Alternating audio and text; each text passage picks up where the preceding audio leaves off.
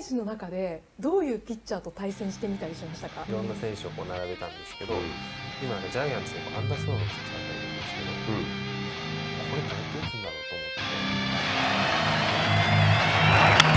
Drilled left field on its way. Forget it. Out of here. We are tied. Say a later. 2024 will be the year of Seiya Suzuki. Since signing with the Cubs in 2022, the Japanese Mike Trout has looked like one of the most talented players on the Cubs, despite mixed results. Seiya can really do it all. He's proved he can hit for contact, slug home runs, he has great speed, good defensive ability, and a cannon for an arm in right field. Yet he hasn't quite reached his full potential in MLB. However, he is poised to put it all together into an all-star season this year. Suzuki was an elite all-around player in NPB for the last 6 years of his 9-year tenure with the Hiroshima Carp. Over his entire NPB career, including his first few seasons before his breakout, Seiya averaged a .314 batting average, a .414 on base, and a .570 slugging, good for a .985 OPS. In the season before his free agency and his decision to sign with the Cubs, Seiya hit his peak with the Carp, smacking 38 home runs in just 132 games and putting up a 1.073 OPS with just one less walk than strikeout in the process. He was really putting up Mike Trout numbers over in Japan, and we have started to see that superstar player on the north side of Chicago. His first MLB season was one that showed promise, and while the end of season results don't jump out to you, he managed to put together multiple impressive hot streaks following periods of struggle, showing a great ability to make adjustments when pitchers figured him out. His 2022 peak was right at the start of the season, as through his first 10 games, Seiya was hitting .429 with a .564 on base, 4 home runs, and an OPS of almost 1.5. Late April and May was a large cold spell for Seiya, one that he'd have to wait till July to recover from, as a late May finger injury took him out for over a month. He would return on the 4th of July and make an immediate impact, as he stepped up to the plate in the top of the 9th with a tie game against Josh Hader and hustled out a clutch, go-ahead inside the park homer against one of the game's most dominant pitchers. July was a great comeback month for Seiya, and although things went downhill once again in August, he started to cook before the season came to a close. In September and October, Seiya managed to hit .284 with a .354 on base and a .493 slugging. Solid numbers, and even though a .770 OPS by the end of the year was underwhelming, Suzuki was at least able to finish strong. His underlying metrics also gave hope that there would be improvement coming. Seiya had a sweet spot rate that ranked in the top 17% league-wide and a chase rate in the bottom 10%. Basically, he wasn't swinging outside the zone, and when he was making contact, his batted balls were very often in the ideal launch angle range for getting hits. In other words, Seiya was hitting liners. Hard ones too, as his barrel rate ranked in the top 23% of the league. Additionally, Seiya did have an umpire issue throughout 2022, and he was rung up on a wild amount of pitches outside the zone during his season, dragging down his on-base numbers and prematurely ending a lot of potentially productive at-bats. With his rookie year ending on a good note, the excitement for Seiya was very much alive. He showed up to 2023 spring training with a lot more muscle, as well as the new self-assigned nickname of Justin Bieber. Fans would soon get a chance to see him playing with Shohei Ohtani, Masataka Yoshida, and other Japanese stars in the World Baseball Classic, and then hopefully watch Bieber put up a much improved second season. Well, things fell apart quickly.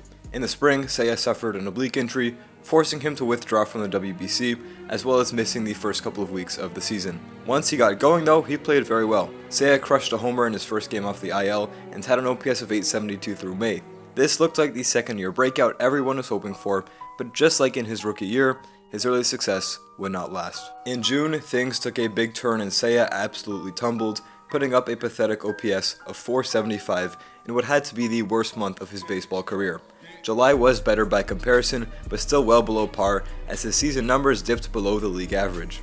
On August 4th, with his season OPS sitting at a measly .717, manager David Ross decided it was time for a change. Seiya had been lost for months by that point. Since June 2nd, his WRC plus was 61, and being that the expectation was for him to be a middle-of-the-order bat, he was actively hurting a Cubs team pushing for the playoffs. They needed him, and he was failing. So, Seiya, considered a star signing just a year and a half before, was benched. On August 5th, he was absent from the lineup. He was benched for the 6th too, both games the Cubs won against the Atlanta Braves. While Seiya once again came off the bench on August 7th, he at least stepped in to pinch hit, and he struck out. On the 8th, Seiya was again absent. His full-time return to the Cubs lineup would come on the 9th of August, and immediately, things were different. It started with aggression. Up to that point in the season, Seiya swung at the first pitch at the third lowest rate among all MLB hitters at 12.5%. While he'd always favored a more patient approach, letting the first pitch go by so often let pitchers get the first strike on him more often than not. Well, this time he swung at the first pitch he saw back from his break, lining a triple into right field. In his second at-bat, Seiya once again swung at the first pitch, hitting a single.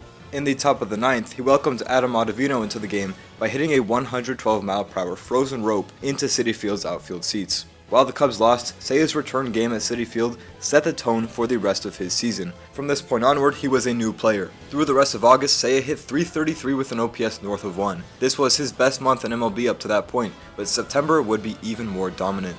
This time, Seiya hit .370, crushing 7 home runs and 9 doubles, while finishing with an OPS over 1.1. The month also featured a very unfortunate miscue from Seiya in Atlanta, but for the purposes of this video, that is not important. The Cubs were only so close to the playoffs anyway because Seiya was so productive during those last couple of months. To give you an idea of just how good he was, Seiya put up a WRC plus of 183 in August and September.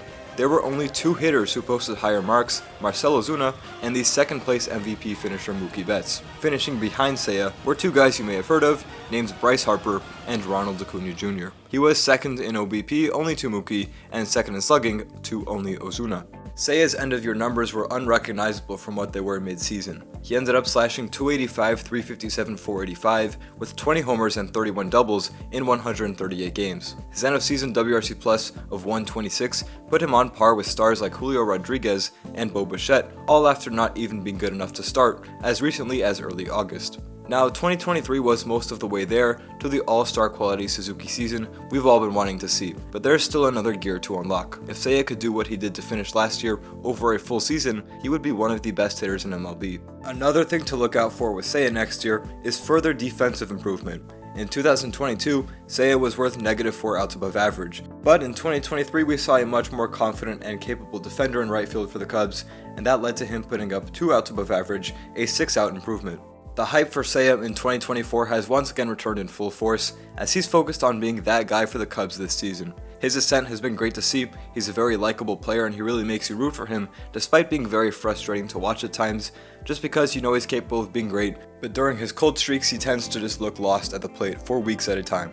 Nevertheless, he's one of the most skilled players there is, and when he puts it together like he did in August and September, he's at the very least an all-star, and at the very most one of the best hitters in the league. So next year look out for Justin Bieber, because it might just be his year.